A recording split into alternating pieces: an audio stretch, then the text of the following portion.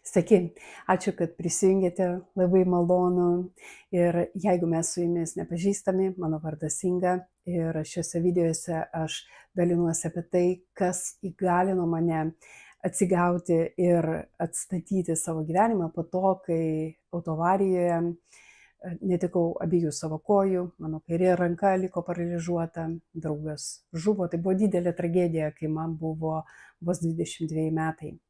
Ir aš skubu dalintis dalykais, kurie įgalino mane įveikti kliūtis, įveikti tragediją ir atkurti gyvenimą, arba kitais žodžiais pasakyti, sukurti tokį gyvenimą, kokį aš troškau gyventi, nežiūrint į kliūtis, nežiūrint į aplinkybės, kurios buvo prieš mane, ir tiesiog buvo visiška neviltis.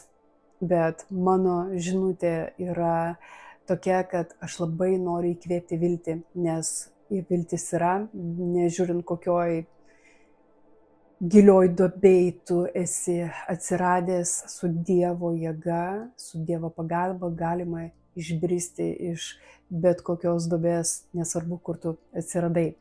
Ir žinau, kad aš jau senokai dariau video, daug čia pas mus visko vyksta, bet labai norėjau įrašyti būtent šitą video, kas labai stipriai mane įgalino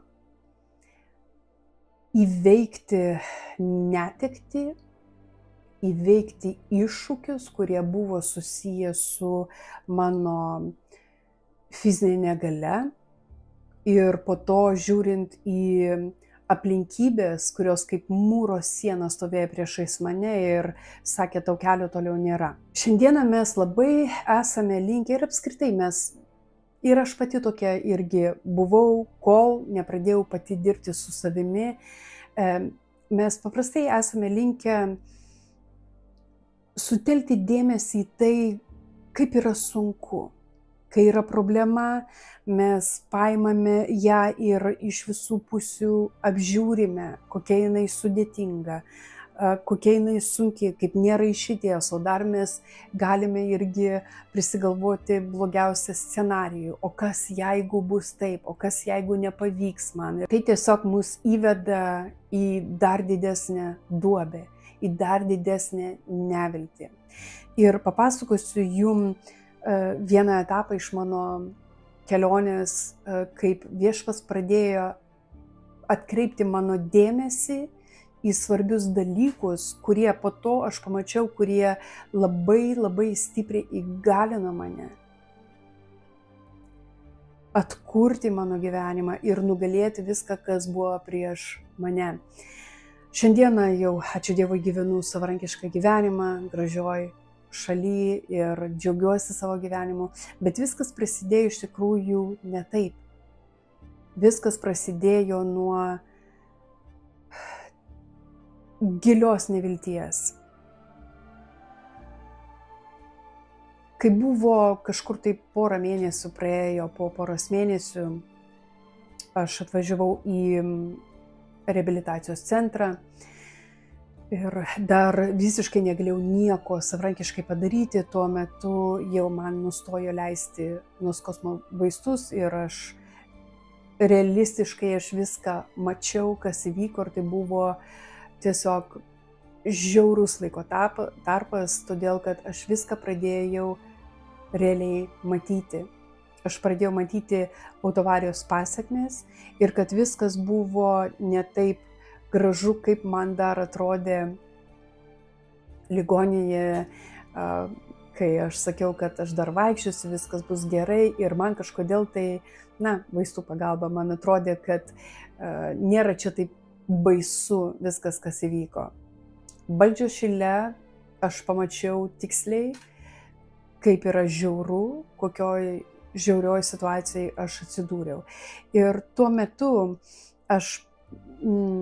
mano dar žaizdos buvo nesugijusios, man su kiekvienu mano judesiu man atrodė, kad mano kojas pjauna iš naujo, kairė ranka paralyžiuota, nejuda, bet nėra nė sekundės, kad jinai neskaudėtų.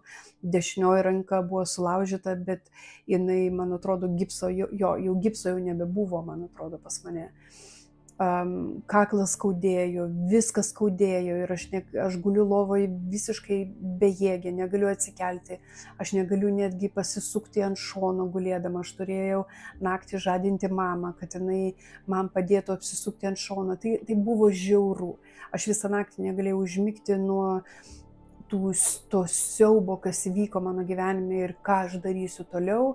Ir ryte atsibudus atrodė, kad aš atsibudau į dar didesnį košmarą, kai aš turėjau visą dieną pragyventi ir matyti, kad nebeturiu kojų, aš nebegaliu eiti, nebegaliu būti savarankiška. Tai buvo žiauru. Ir tuo metu mano mintis visos sukosi būtent apie tai, kaip aš netekau kojų, ko aš nebegaliu ir tiesiog visiškam siaube, Dieve, kaip man toliau gyventi. Ir čia, kurią dieną atėjo mano masažistė Rožė ir jinai pasakė man, kad aš gimiau po laimingą žvaigždę. Sakiau, po 10 laimingą žvaigždžių. Bet jinai man papasakojo, kad jinai žiūrėjo mano kaklo rentgeno nuotraukas ir pamatė, kad vienas slankstelis kaklo buvo įskilęs. Ir jinai sako, Inga, jeigu tu būtum pasukus savo kaklą, savo galvą tuo metu, kai trenkitės į stulpą, būtum pasukusi kiek stipriau ar kiek kitų kampų, tas slankstelis būtų sulūžęs ir tu būtum likusi paralyžiuota iki kaklo visam likusiam gyvenimui. Ar tu supranti, kokia tu esi laiminga, kad tu gali judėti? Tada tuo metu man čia atrodė dar kaip pasaka, nelabai aš norėjau priimti tai kaip nerealaus stebuklo, nes mano mintis visos buvo apie tai, kad aš netekau savo kojų, netekau savo rankos. Ir neužilgo mano mama ir aš vaikščiojame po Balčio šilą ir lauke sutikome vaikiną jauną, vardu Erikas, iki šiol dar prisimenu, jisai buvo elektrinė vežimėlyje, visiškai paralyžiuotas ir vos galėjo kalbėti. Ir mes tiesiog priėjome prie jo ir pradėjome bendrauti ir jisai pradėjo pasakoti savo istoriją, kaip jį sumušė vaikinų gauja, jisai turėjo galvos traumą ir liko visiškai paralyžiuotas. Ir štai jisai turėjo abi kojas, turėjo abi rankas, bet dėl sunkios galvos traumos jisai liko visiškai paralyžiuotas. Man atrodo, dėl galvos traumos, o gal ir kaklas buvo sulaužytas, bet faktas tame, kad visiškai paralyžiuotas jisai buvo. Ir tuo momentu, kai aš jo klausiau, man atėjo mintis, juk man taip galėjo atsitikti. Juk apie tai Rožė kalbėjo. Aš galėjau likti tokia, paralyžiuota visam likusiam gyvenimui. Ir tą akimirką man tiesiog atrodo, kad man kažkas tai atvėrė mano akis. Ir aš pamačiau, Dieve, kaip man gerai baigėsi. Kaip man gerai baigėsi, aš turiu ranką. Aš galiu su ją išmokti daryti dalykus savarankiškai. Aš galiu judėti.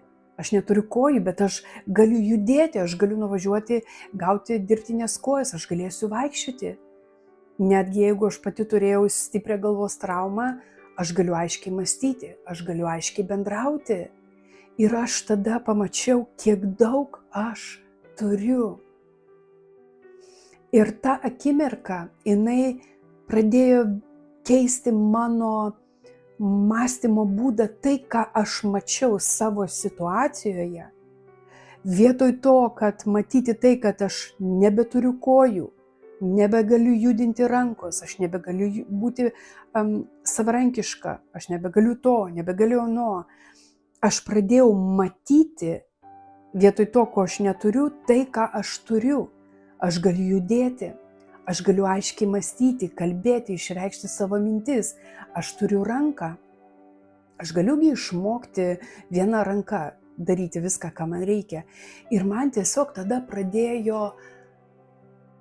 aš pradėjau matyti viltį savo ateičiai. Ir po to neužilgo sutikau neįgaliojo vežimėlyje keletą jaunų žmonių ir tai Eglė ir du Sauliai. Ir mes, kai susipažinome su jais, jie ateidavo pas mane į kambarį gerti ten kavos, arbatos, sausainių. Labai smagu buvo, tai buvo mano pirmieji panašaus likimo draugai. Ir aš, kai stebėjau juos, aš labai stebėjausi jais, kaip jie galėjo juokauti, pasakoti kažkokius juokus, anekdotus, jie džiaugiasi, juokėsi. Aš žiūriu juos, aš pati buvau tam košmare, kas atsitiko ir aš nesuprantu, kaip dabar gyventi tam prikaustytą neįgaliojo vežimėlį, o čia žmonės, ir tai aš turiu dar galimybę vaikščioti potencialiai, jie neturi ir jie džiaugiasi gyvenimu ir aš niekaip negalėjau suprasti, Dieve, kaip taip įmanoma būti prikaustytam vežimėlį ir džiaugtis kažkuo tai, juoktis, būti linksmam. Aš niekaip negalėjau to suprasti. Ir aš vis galvoju apie tai iki tol, kol vieną dieną man atėjo mintis. O vis dėlto gal ir galima būti laimingu, netgi jeigu tu ir esi vežimėlėje. Ir tada tiesiog atėjo mintis, kuri tarsi buvo kaip štampas toksai, kad tai, kokia bus tavo ateitis, ar tu būsi depresijoje, skausme, apgailestavime, ar tu būsi laiminga ir sukursi tokį gyvenimą, kokį tu trokšti, priklauso nuo to, kaip tu panaudosi tai, ką tu turi. Ir aš tada, man pradėjo viskas dėtis į vieną vietą. Prieš tai, sutikus vaikiną tą Eriką, Viešpats man parodė, kad tu turi labai daug, tu iš tikrųjų turi labai daug, tik atkreip dėmesį. Ir po to kita žinutė, kad tavo likimas, tavo ateitis priklauso nuo to, kaip tu panaudosi tai, ką tu turi ir ką tu gali padaryti. Ir nuo tada tai visiškai pakeitė mano mąstymo būdą. Ir aš pradėjau kreipti dėmesį į tai, ką aš turiu, ką aš galiu padaryti ir kur yra galimybė. Aš nesakau, kad aš bėgu nuo problemų. Aš nekviečiu apsimesti, kad nėra problemų, nėra sunkumų. Ne. Aš į jūs žiūrėjau tiesiai jiem į akis, tiek problemam, tiek sunkumam, tiek nevilčiai į akis, bet kai aš žiūrėjau į problemą, aš ieškojau jo sprendimo. Kai prieš mane iškildavo iššūkiai, aš žiūrėjau, kaip apeiti tos iššūkius, kaip juos pašalinti man nuo kelio, kad aš galėčiau eiti toliau. Kai aš žiūrėjau, kokios kliūtis yra tam, kad aš eičiau toliau, aš tada ieškojau, kur yra galimybė. Kokia yra galimybė? Kai nebuvo išeities, aš ieškojau išeities. Taip, kai nebuvo išeities, aš ieškojau išeities. Dėl kad mano tikėjimas buvo, kad su Dievo pagalba aš galėsiu vis tiek įveikti viską. Kai nėra galimybės, Dievas sudaro galimybės. Man reikia surasti tą galimybę. Ir man reikia pasinaudoti tą galimybę.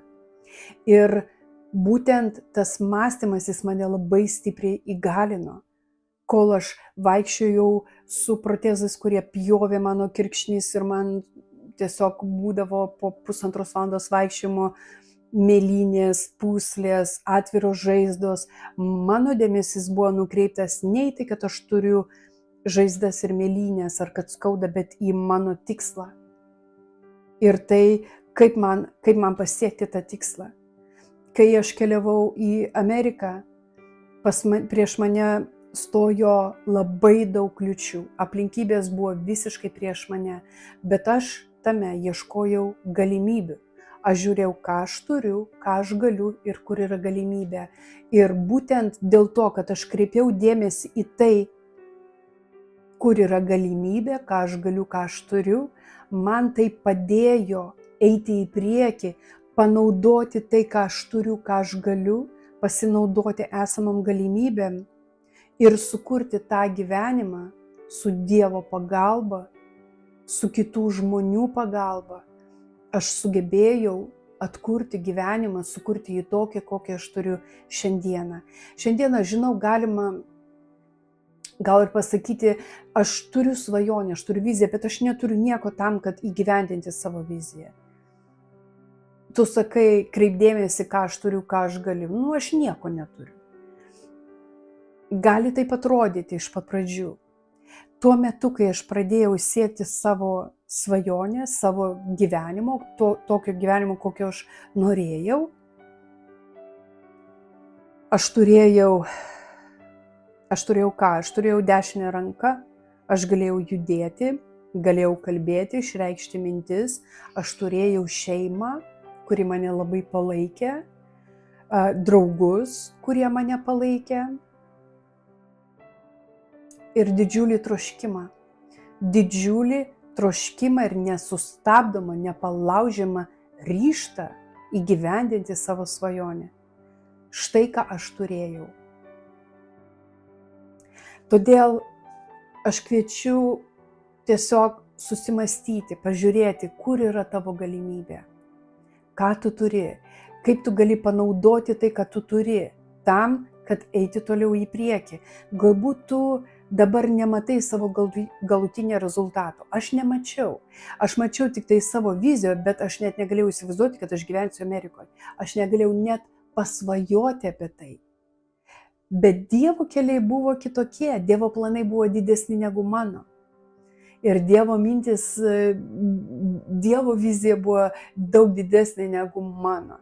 Ir Viešpats ves toliau, bet dabar šiuo metu, kai tu esi toje padėtyje, kur tu esi, pagalvok apie tai, ką tu turi, ką tu gali, kur yra ta galimybė įgyvendinti tavo viziją. Ko tu trokšti? Kaip tu norėtum, kad būtų tavo gyvenimas, kad tu galėtum jo mėgautis, kad tu gyventum savo pašaukimą, kad tu įgyvendintum savo potencialą. Dievas davė tau tavo kelią. Kaip tu gali įgyvendinti tą tikslą, kurį Viešpats paruošė tavo gyvenimui.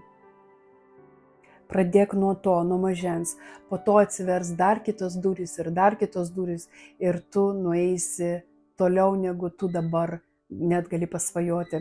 Mano gyvenime būtent taip ir buvo. Tai va, tiek norėjau pasidalinti, nenoriu daryti ilgo video, tiesiog norėjau pasidalinti tais dalykais, kurie labai įgalino mane ir aš naudoju tą taip pat šiandieną. Aš galvoju apie tai, ką aš turiu, ką aš galiu ir kur yra galimybė. Bent mažiausia galimybė, kaip aš galiu ją pradėti naudoti tam, kad išeiti į plačius vandenis. Tegu Dievas palaimina jus ir iki kito karto.